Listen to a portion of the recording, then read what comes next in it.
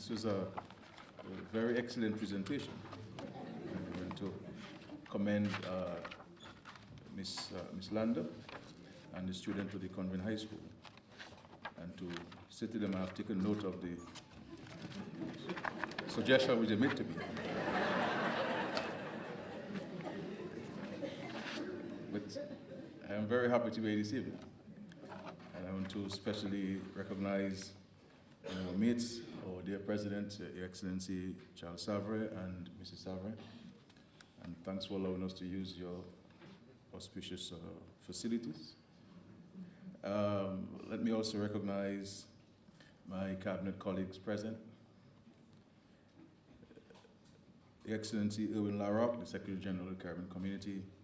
I want to say that I have the highest regard for your professionalism and for your dedication to regional public service and regionalism.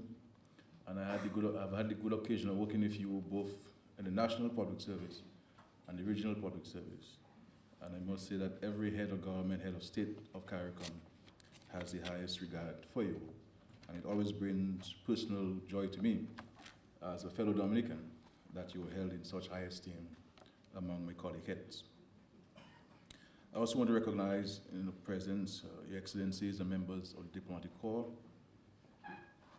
Your Excellency Ambassador Steve Farrell, our Secretary to the Cabinet, Mrs. Gloria Joseph, our Chief Personal Officer, permanent secretaries and your spouses, awardees, other public officers, distinguished guests, members of the media, ladies and gentlemen, good evening.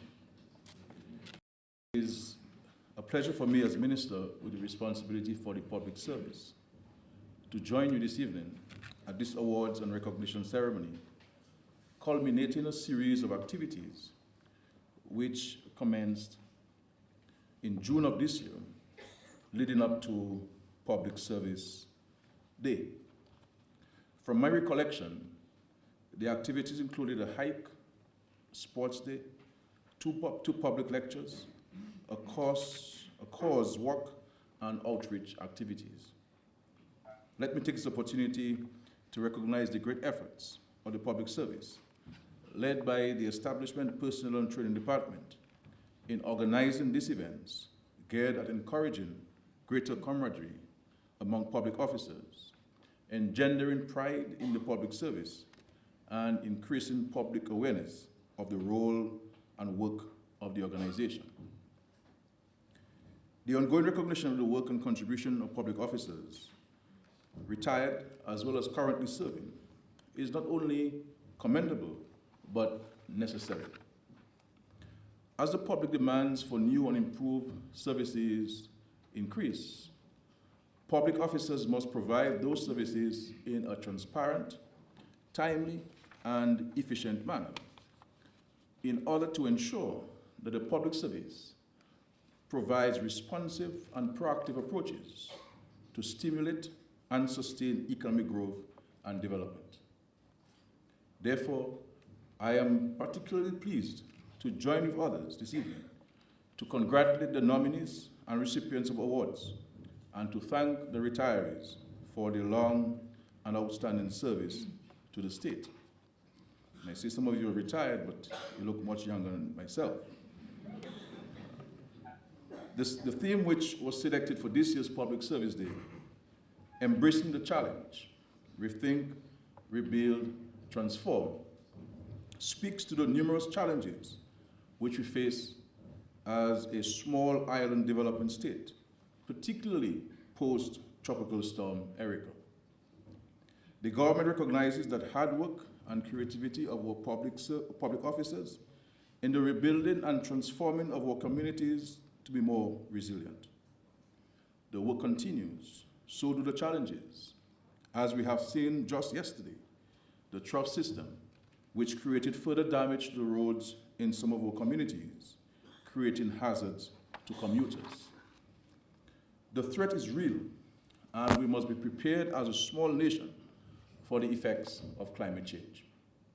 The public service therefore plays a critical role in ensuring that the proper systems are in place to strengthen our preparation and response mechanisms to natural events.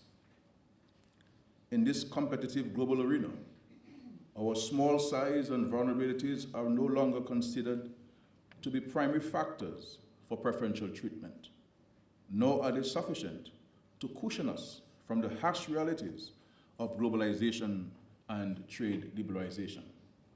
Therefore, we have been called upon to identify and implement new responses and strategies to combat the likely effects and impact of globalization on our economy. We will all accept that work in the public service will increasingly become more regional and international. The imperatives of the CSME, for example, will pose major challenges for the public service as more pressure is being placed on government to address issues such as changing relationships among member states, offsetting of the balance of skilled manpower within states, and the composition of civil society as a whole. However, issues of sovereignty remain prominent on this agenda and will require our collective knowledge, skills, and energies to bring about the necessary changes in our governance structures. In addition to structural changes, there continues to be a real shift in public expectation. Society today is more consumer-oriented, and therefore services must be delivered in a timely, transparent, and courteous manner in order not to operate as a deterrent to cost-effective and profitable operations of the business sector.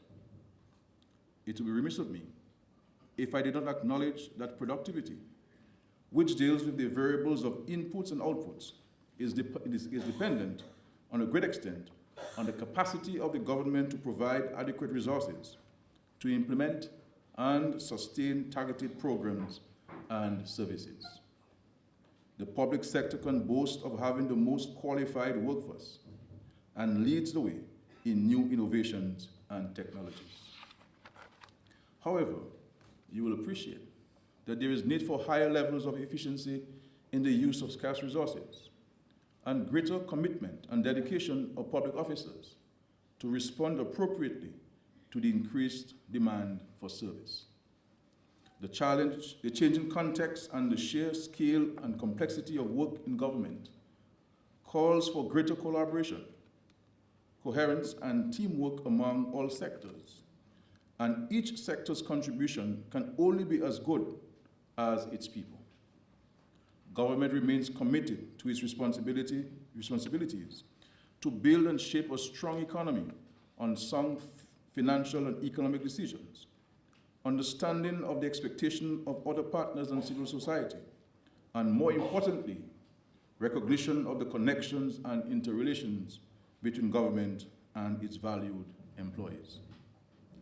Once again, ladies and gentlemen, I wish to commend the retirees for their dedication and contribution to the delivery of public goods and services, and to congratulate the nominees and recipients of awards for their commitment to excellence in service. I believe that the majority of us, in our own way, are tremendous public servants and Dominicans. And it is our responsibility to always defend the public service when it is exposed to criticisms that are unwarranted.